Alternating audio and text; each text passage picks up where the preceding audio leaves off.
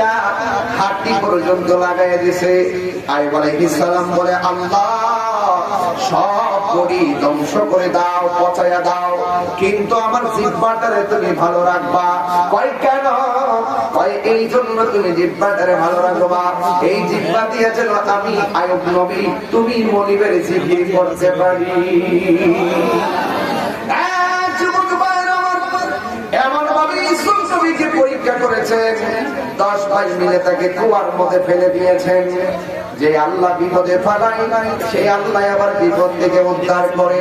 আল্লাহ ডাক দিয়ে, জিবরাইল, ও জিবরাইল, আমার ইউসুফকে কুয়ার মধ্যে ফেলে দিয়েছে, তুমি একটা কাজ করো, তোমার যে পাখা আছে একটা পাখা কুয়ার নিচে বিছায়া দাও।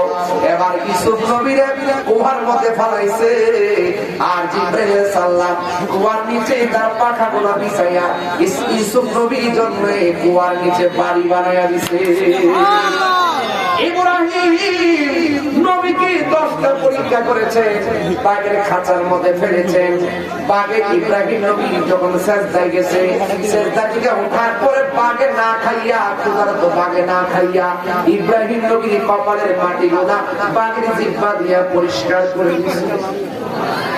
শুধু তাই নয়, ইব্রাহিম আলাইহিস সালাম কুয়ার মধ্যে ইব্রাহিম আলাইহিস সালামকে যখন ওই নমরুদে আগুনের মধ্যে ফেলে দিল, আল্লাহ রাব্বুল আলামিন সেই আগুনটাকে ফুলের বাগান বানায় দিয়েছে। এই জন্য দুনিয়ার মানুষ যত অন্ধকার দেখেন, যত আগুন দেখেন, যত মুসিবত দেখেন, যদি আপনার অন্তরে ঈমান থাকে, আল্লাহ রাব্বুল আলামিন বলছেন, আল্লাহু ওয়ালিয়ুল্লাযীনা আমানু ইউখরিজুহুম মিনাজ যুলুমাতি ইলান নূর।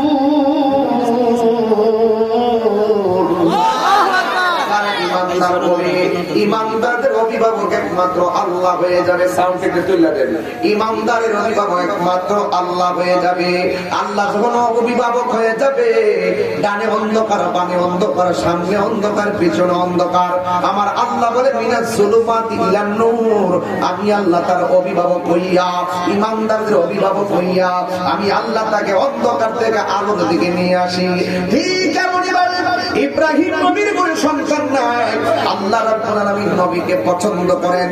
ইব্রাহিম নবীকে আমার আল্লাহ খলিলুল্লাহ বলেছেন, কিন্তু ইব্রাহিম নবীর সন্তান নাই।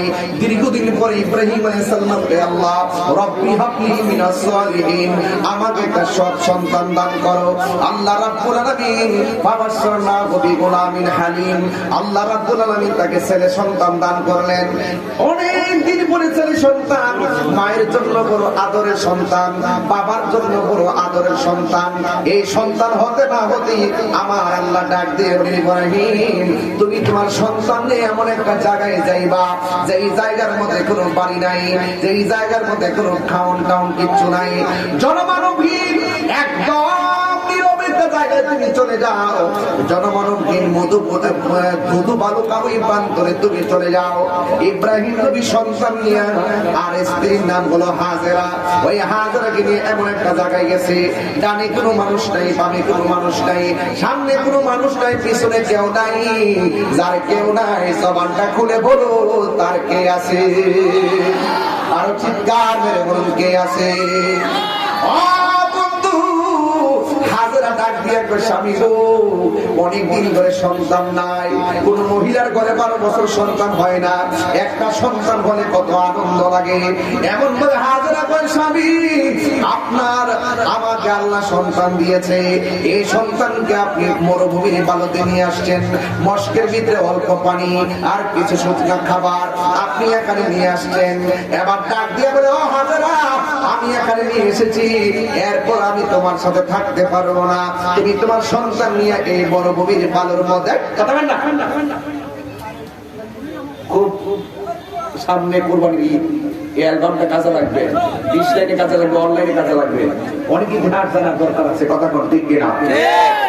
এগুলো আমরা ওয়াজ করার সুযোগ পাই না, করতেছি একদম মূল কথা বলার চেষ্টা করতেছি, আমরা মুসলমান, কথা কর ঠিক কিনা? আমাদের ইতিহাস জানতে হবে, জানতে হবে কি হবে না?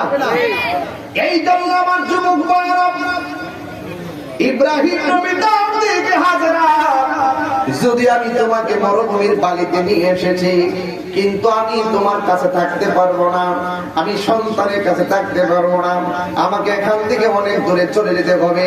হাজেরা স্বামী, এখানে কেউ নাই, কোনো মানুষ নাই, কোনো কিছু নাই, আমি আমার সন্তান নিয়ে কেমনে থাকবো? ওই কিছু করার নাই, আমাকে চলে যেতে হবে। এবার হাজেরা তার স্বামীকে ডাক দিয়ে, স্বামী আমি আপনার কাছে জানতে চাই, আপনি কি আমাকে আপনার ইচ্ছাই মরুভূমির বালিতে নিয়ে এসেছেন, নাকি অন্য কাহার ইচ্ছাই? আপনি কি আমাকে নিজের ইচ্ছায় এখানে রেখে যাচ্ছেন, নাকি অন্য কোনো কারণে? ইব্রাহিম নবী ডাক দিয়ে, হাজেরা ঘর থেকে বের হয়েছি আবার আল্লাহ পাকের কথায়, যিনি আমাকে দীর্ঘদিন পরে সন্তান দিয়েছেন, আমি এখন মরুভূমির বালির মধ্যে রেখে আমাকে অনেক দূরে চলে যেতে হবে। আমি নিজের ইচ্ছায় যাচ্ছি না, আমি আল্লাহর ইচ্ছায় চলে যাচ্ছি। এখন হাজারা রিঅ্যাকশনটা কি দেখেন।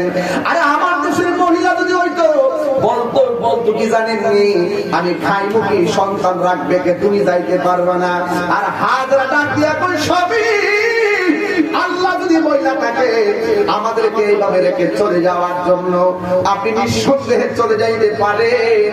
আমি হাজার বিশ্বাস হলো যে আল্লাহ আমাকে এতদিন পরে সন্তান দিতে পারে, আর যে আল্লাহ রাব্বুল আলামিন আমাকে পর দিকে এখানে আনার জন্য বলতে পারে, আপনি স্বামী যদি আমাকে একা রেখে এখান থেকে চলে যান, তাইলে শুনে রাখেন গো, আপনি চলে যান, আমি হাজার কোনো অসুবিধা নাই। আমি বিশ্বাস করি আমার আল্লাহ রাব্বুল আলামিন আমি হাজারাকে, আমার সন্তানটাকে আমার আল্লাহ না খাওয়ায় মারবে না। সুবহানাল্লাহ। আর সূর্যের বার্তা দিয়া পাঠান, আল্লাহ যদি রাজি থাকে এই খাবারের ভিতরে বরকত আছে না নাই? আর জোরে বলুন আছে না নাই? ও বন্ধুরি, হাজারাকে রাইকা চলে গেলেন। হাজারা শুকনা খাবার শেষ হইয়া গেছে, স্তনের দুধ শুকাইয়া গেছে, মশকের পানি শুকাইয়া গেছে। বাড়ি নাই, কাউকে বলবে একটু পানি দাও, বাড়ি নাই, কাউকে বলবে একটু খাবার দাও। বন্ধু, এবার হাজারা দেখলেন সন্তান গলা শুকাইয়া গেছে, স্তনের দুধ শুকাইয়া গেছে, মশকের পানি শুকাইয়া গেছে, একদম পানি নাই, খাবার নাই। হঠাৎ করে দেখতেছেন একটা পাহাড় দেখা যায়, ওই পাহাড় থেকে ঝর্ণার পানি ঝরছে। সুবহানাল্লাহ। ওই হাজারা সন্তানের পানি দরকার, কিন্তু হাজারা জিহ্বা দেয়, কিন্তু জিহ্বা শুকাইয়া গেছে। কিন্তু হাজারা যখন দেখলেন পাহাড়ের মধ্যে পানি চিকচিক করতেছে, ওই হাজারা দৌড়াইয়া পাহাড়ের মধ্যে যে পাহাড়টাতে গেছে, ওই পাহাড়ের নাম হলো সাফা। ওই পাহাড়ে যখন গেছে, যা মনে করছিল ঝর্ণার পানি ঝরতেছে, পানি নাই, যায়া দেখে ওই বালুগুলা পাহাড়ের উপরে চিকচিক করতেছে। হাজারা মনে করছে ঝর্ণার পানি, যেই মাত্র দেখছে বালুগুলা চিকচিক করে, তখন হাজারার মন ভাঙে গেছে। আর একটা পাহাড় দেখছে, ওই পাহাড়ের নাম হলো মারওয়া। ওই পাহাড়ের মধ্যে পানি চিকচিক করে, একটা দৌড় দিয়া ওই পাহাড়ে গেছে, যায়া দেখে পানি নাই, বালুগুলা চিকচিক করতেছে। কুরআন শরীফের ভিতরে আল্লাহ নিদর্শন আছে, দুইটা নিদর্শনের কথা কোরআনে উল্লেখ করছে। একটার নাম হলো সাফা, আর একটার নাম হলো মারওয়া। এগুলো আল্লাহর কুদরতি নিদর্শন সমূহের মধ্যে অন্যতম নিদর্শন। এই জন্য আল্লাহ কোরআনে বলেছেন, ইন্নাস সাফা ওয়াল মারওয়াতা মিন শাআইরিল্লাহ।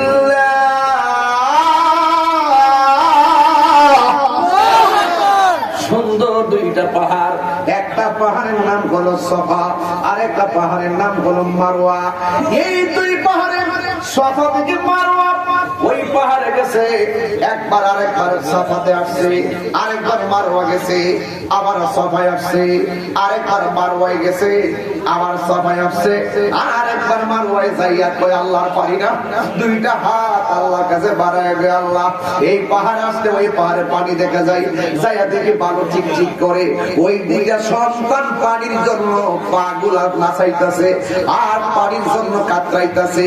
ও বন্ধুরি, আমি বলতাম চাই, যার কেউ নাই তার কে আছে? এই আওয়াজে মানি না, জোরে বলেন তার কে আছে?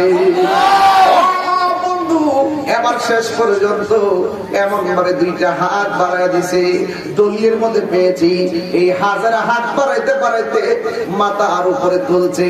আর আমার দেশের শায়েখ পূজারীরা নামাজের পরে দোয়ার সময় হাত তুললা দোয়া পায় না। কি পূজারি কইলাম? শায়েখ পূজারি জোরে কোন কি কইলাম? শায়েখ পূজারীরা হাত তুললা দোয়া পায় না, অথচ আমার হাজারা এইভাবে হাত তুললা দোয়া করছে। আমি আমার আম্মারে লইয়া ডায়াবেটিস রোগী, আমার আম্মা হাঁটুর মধ্যে ব্যথা, কোমরের মধ্যে ব্যথা। স্বামী ভাই, আমার আম্মার কোমরের মধ্যে ব্যথা, হাঁটুর মধ্যে ব্যথা। যখন আমি সাফা মারওয়াতে গেলাম দৌড় দেওয়ার জন্য, আমি মনে করছি মুর্শিদ জিরা দইরা দইরা দৌড়ন লাগবো। এই বিছায়া দিবি কই এটাই নিরে এই পাহাড়, যেই পাহাড়ের মধ্যে আমার হাজারা দূর ছিল। তুই আমারে চিয়া দিয়া কি দৌড়াইবি? আমার হাত ছাইরা দে, আমার ব্যথা চলে গেছে। এই বিছায়া দিবি দৌড়াইয়া দৌড়াইয়া 60টা প্রদক্ষিণ করে ফেলাইছে।